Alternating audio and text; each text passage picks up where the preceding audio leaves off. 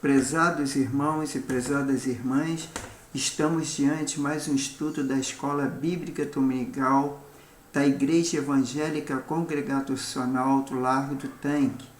E hoje estudaremos o capítulo 17 e o capítulo 18 do livro de Apocalipse para dar continuidade ao nosso estudo. E antes de começarmos, vamos dirigir a Deus em oração. Senhor Deus e Pai, muito obrigado por esse dia, obrigado pela Tua graça, Tua misericórdia, obrigado por cada vida que vai assistir essa aula, Pai, que o Senhor possa estar me abençoando, possa estar abençoando todos aqueles que vão participar, que vão estar ali, Senhor, com atenção a esse estudo, que o Senhor possa estar com compreensão, Pai, e que o Espírito Santo possa fazer entender aquilo que Tu queres falar aos nossos corações e à nossa mente, para até mesmo não pecarmos contra Ti. Porque, Senhor, meu Deus, é com conhecimento da Tua palavra é que evitamos de cometermos pecado. Por isso, nos abençoa, nos orienta e nos guarda. É que nós pedimos, já Te agradecendo, em nome do Senhor Jesus. Amém. Então, irmãos, vamos dar início agora ao livro de Apocalipse, capítulo 17, que é a grande Babilônia do Apocalipse, né? Nesse Apocalipse 17, para muitos é o capítulo mais difícil de interpretar do livro de Apocalipse. É nesse capítulo que temos a descrição da grande meretriz, também chamada a grande Babilônia. Apesar do próprio capítulo 17 haver uma interpretação sobre a visão do apóstolo João, ainda assim é bem difícil entendê-la. Isso ocorre porque Apocalipse 17 se assemelha muito com o estilo literário do livro do profeta Daniel. A mistura da narrativa entre os reis do passado, presente e futuro, na profecia, nos remete diretamente ao modelo do livro do Antigo Testamento. Neste estudo bíblico, estudaremos o capítulo 17 e 18 do livro de Apocalipse, focando principalmente a figura da mulher descrita como a grande meretriz, Babilônia. Sei que este texto é muito pouco longo, mas se puder, se esforce para tê-lo na íntegra, pois ele é um tema de muita importância para a Igreja de Cristo. Então a gente vê que Babilônia era a mãe das meretrizes. Conforme lá em Apocalipse 17, descreve detalhadamente a figura dessa meretriz. Vale ressaltar que a grande Babilônia é citada anteriormente no livro de Apocalipse, no capítulo 18, capítulo 14, versículo 8, e no capítulo 16, versículo 19. Entretanto, as tais citações ela é mencionada muito brevemente, enfatizando apenas a predição de sua queda. Logo no capítulo 17 é onde encontramos as maiores informações sobre ela. Já no capítulo 18 encontramos a narrativa detalhada de sua queda, anunciada no capítulo 17. Quem é a grande meretriz do Apocalipse? Uma pergunta, né? Sabemos que existem diferentes correntes escatológicas, e dentro delas há várias interpretações acerca de quem é a grande meretriz do livro de Apocalipse. Citá-las aqui certamente tornaria esse texto extremamente cansativo e confuso. Entretanto, antes de partir para a exposição do texto bíblico, penso ser importante citar uma interpretação muito popular sobre esse tema.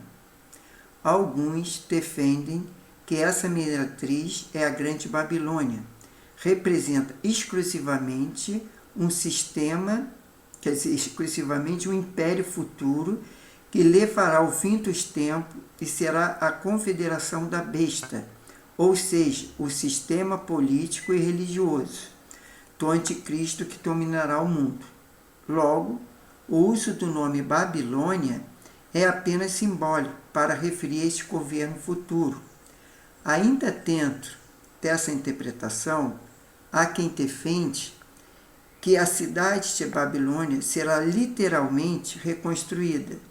Quem pensa dessa maneira entende que algumas profecias do Antigo Testamento apontam para a reconstrução futura e literal dessa cidade. Geralmente, os adeptos da interpretação acima adotam um estilo de leitura futurista, como método de interpretação do livro de Apocalipse. Mais comum na linha pré-tribulacionista, entretanto, há muitos pré-tribulacionistas que adotam uma visão completamente diferente desta. O próprio capítulo 17 nos responde quem é essa meretriz. A resposta está no versículo 18, onde nós é dito que a mulher é a grande cidade que reina sobre o reis da terra, ou seja, a Babilônia. Agora, nossa pergunta passa a ser especificamente o seguinte: o que é a grande Babilônia do livro de Apocalipse? Para respondermos tal pergunta, precisamos entender a organização do livro e o estilo literário empregado pelo apóstolo João em sua composição. Apocalipse 17 inicia uma nova divisão paralela à do livro de Apocalipse. Ou seja, o apóstolo João irá registrar pela sexta vez a mesma história, porém por um ângulo diferente. Entre o capítulo 12 e 14 de Apocalipse, João já havia registrado os inimigos de Cristo e sua igreja, o dragão, os seus aliados, Satanás, descrito como a figura de um dragão, e sofreu uma derrota esmagadora na morte e ressurreição e ascensão de Cristo aos céus. Expulso do céu, é lançado na terra. O dragão recruta 3 aliados: a besta, que sobe do mar, a besta, que sobe da terra, e a grande Babilônia, justamente com os homens que possuem a marca da besta. O dragão e seus aliados desempenham uma perseguição implacável contra a Igreja de Cristo.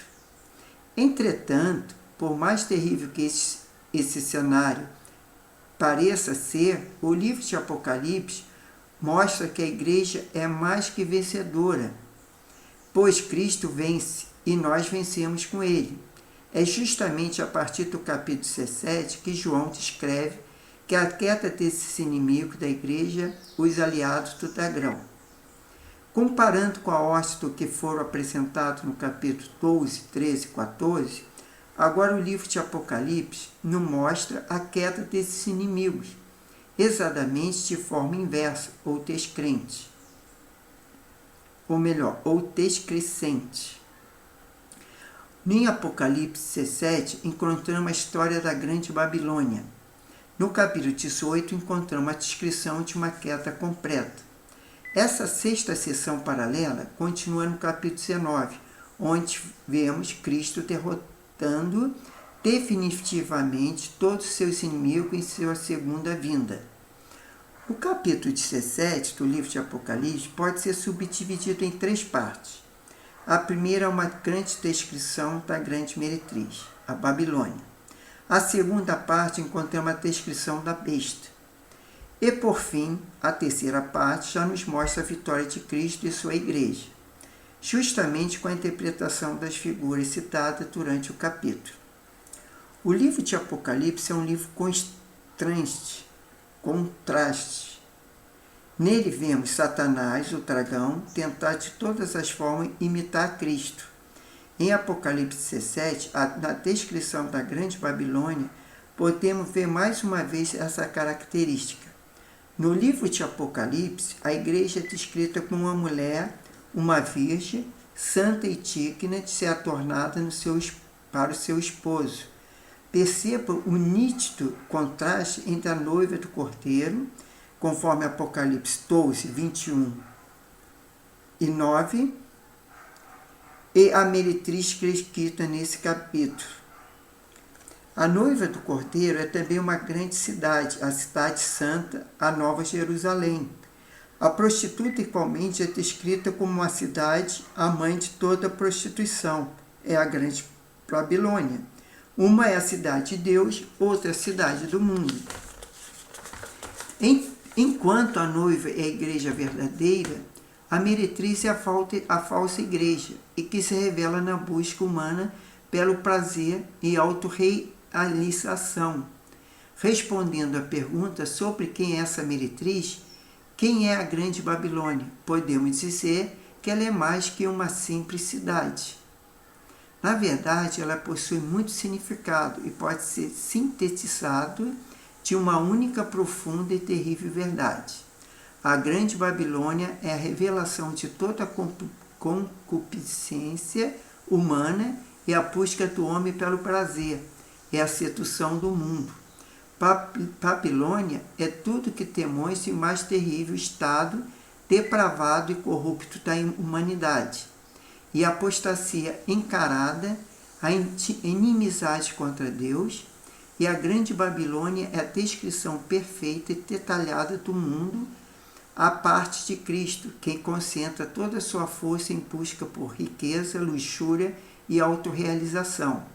A Grande Babilônia possui duas funções muito claras: tentar desfiar a igreja da santidade e manter os ímpios na incredulidade. A meretriz é um poderoso sistema mundano a serviço de Satanás. A Babilônia seduz a humanidade e presta culto ao sistema satânico, a submeter ao dragão e a Torá, a besta. A descrição da meretriz, a Grande Babilônia, em Apocalipse 17. O que o apóstolo João fala? Ele descreve que essa mulher é da seguinte forma: ela é uma prostituta. No versículo 1 e 5. Como já dissemos, isso mostra que todo o contraste entre ela e a noiva do Cordeiro. Ela está sentada sobre muitas águas, lá no versículo 1. Isso significa que ela possui influência mundial e está sentada sobre toda a humanidade. O próprio versículo 15 do mesmo capítulo nos esclarece isso ao dizer que as águas onde se assenta a prostituta são os povos e multidões, nações e línguas. E a Grande Babilônia é um sistema de proporções mundiais que demonstra uma cultura contra Deus. Os reis da terra fornicaram com ela, bem como os habitantes da terra que se embriagaram com o fio e sua fornicação. Vendo isso no versículo 2. Os reis da terra são os governantes deste mundo, que justamente com os habitantes da terra buscam de forma desenfreada esse prazer que é sinônimo de prostituição. Ela se embriaga no vinho, devassidão da meretriz, e o termo grego traduzido por devassidão é porneia. Esse termo pode ser aplicado de maneira bem ampla e significa literalmente prostituição. E a grande meretriz aparece sentada sobre a besta que tinha 7 cabeças e 10 chifres. Ver isso no versículo 3. Esse animal que aparece no versículo 3 é a primeira besta mencionada no capítulo 13, a besta que subiu do mar. Essa besta representa os governos mundiais de maneira geral, ou seja, todo o poder econômico, político e militar. Isso nos mostra a sincronia que há entre a besta e a prostituta, de forma que a busca pelo prazer é a motivação para todas as outras ações malignas neste mundo. Juntas, a besta e a prostituta são instrumentos na mão de Satanás. Ela estava vestida de púrpura, escalarda, adornada de ouro, pedras preciosas e pérolas. Vê isso no versículo 4. O tipo de roupa descrito por João se refere nos traços finíssimos, caros, usualmente utilizado por senadores e a elite romana na época. As pedras preciosas demonstram toda a riqueza e luxo ostentando por essa mulher. É uma descrição completa do mundo ímpio, que vive em função de sua conquista de riquezas de poder e glória. Ela segurava um cálice de ouro, repleto de coisa repugnante e de impureza da sua prostituição. Isso está lá no versículo 4. O cálice de ouro compõe perfeitamente a descrição dessa mulher. Ela está vestida clamorosamente, ostentando riquezas e luxo, e possui um cálice de ouro em sua mão. O cálice de ouro transmite a ideia de algo desejado, cobiçado pelo homem. Os cálices de ouro eram utilizados geralmente para servir o melhor vinho, mas no caso dessa mulher é diferente. O cálice de ouro, mais seu interior, continha apenas abominações e devassidão. Esse cálice está transbordando com a impureza e sua prostituição. Aqui podemos perceber que todo esse modo de vida prazeroso que o mundo oferece aos homens é, na verdade, mundano e depravado. É um modo da vida que afronta a Deus. Tinha essa sua testa a seguinte descrição: mistério, entre aspas, mistério é grande Babilônia, é a mãe de prostituições e abominações na terra, fecha aspas. Isso está no versículo 5, que no versículo 5 João registra o nome dessa mulher. Ele escreve que esse nome estava em sua testa. Essa descrição combina com o costume da época, em que as prostitutas do Império Romano usavam um tipo de pequena faixa ao redor da cabeça que continha seu nome, um tipo de exibição da sua própria desonra. O nome dessa meretriz é Babilônia. Essa Babilônia não é literalmente a cidade histórica, nem qualquer outra cidade específica do mundo, muito menos uma futura cidade que será reconstruída. Este nome é uma referência direta a tudo que a Babilônia simboliza desde a sua fundação, assim como Nimrod, na edificação primitiva dessa cidade, até o seu posto de maior império do mundo nos dias de Nabucodonosor. Babilônia, ainda como Babel, foi edificada puramente nas bases do pecado. A própria torre de papel era um símbolo direto da loucura do homem contra Deus. O propósito da torre era eternizar o nome dos habitantes de Babel. E o caso ocorresse novamente um dilúvio, eles poderiam subir pela torre até o céu e se vingar do próprio Deus. Depois de Babel, Babilônia, ressurge poderosa novamente a narrativa bíblica com Nabucodonosor, exilando-se do povo judeu. E logo, Babilônia representa na Bíblia tudo aquilo que é mais perverso. Ela é o berço do paganismo, da falsa religião, da prostituição e da busca pelo prazer e a perseguição ao povo de Deus. Nos dias de João, essa mulher, a Babilônia, claramente podia ser vista na cidade de Roma, uma cidade que era conhecida naquele tempo como a cidade dos prazeres. Roma era fonte de todo tipo de idolatria, de modo que os cristãos verdadeiros eram chamados de ateus por não adorar os muitos deuses do paganismo romano. Ela também era acusada, eles eram acusados de serem antissociais, pois não participavam da vida social ofertada por aquele sistema, conforme 1 Pedro 2, versículo 12 e 1 Pedro 4, versículo 3 e 4. As influências mundanas dessa cidade corrompiam e estavam entrando até mesmo dentro das comunidades cristãs, onde alguns membros cediam às pressões e acabavam aceitando a idolatria e a imoralidade, conforme Apocalipse 2, 12 e 20 e 1 Coríntios 6, de 12 a 20.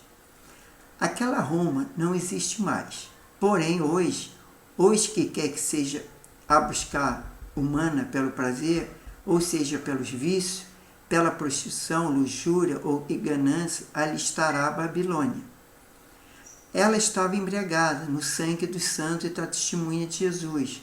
Vê lá isso no versículo 6. Que detalhe terrível é revelado no versículo 6. O próprio apóstolo João ficou espantado com essa visão.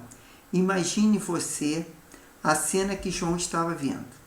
Uma mulher vestida sensualmente, com veste fina e adornada por pedras preciosas, com uma identificação de prostituta na sua testa, montada em uma besta, segurando um cálice e outro transbordando abominações, e por último, embriagada do sangue dos santos e das testemunhas de Jesus.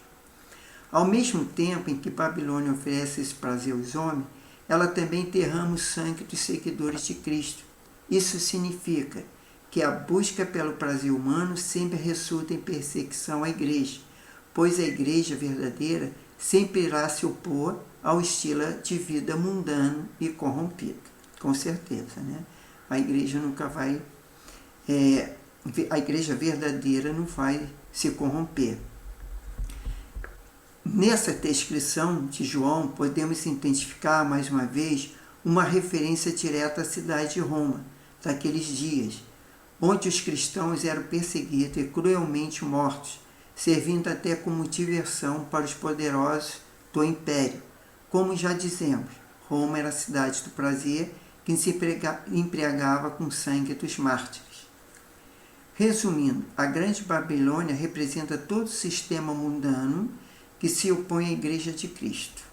É a falsa igreja que conduz ao prazer e o mundo como centro da sedução maligna e a meretriz que sempre será oposta da noiva. Quer dizer, a noiva é a igreja, né? Ela sempre será oposta à igreja.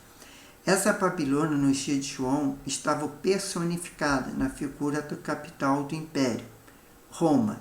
Essa Roma, nos dias de João, não existe mais, mas Babilônia está presente em qualquer momento da história.